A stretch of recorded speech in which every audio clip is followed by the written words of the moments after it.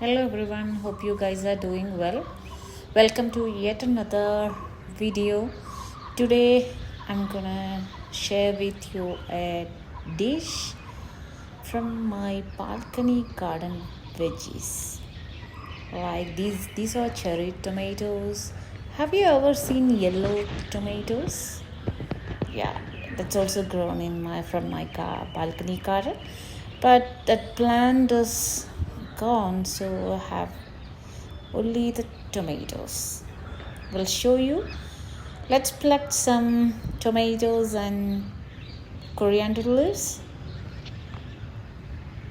One more item, onion leaves. Yeah, I was talking about these yellow tomatoes. See, it will not grow bigger, it will be like this only, but little sour and sweet taste. I love the green tomatoes and green tomato recipes as well.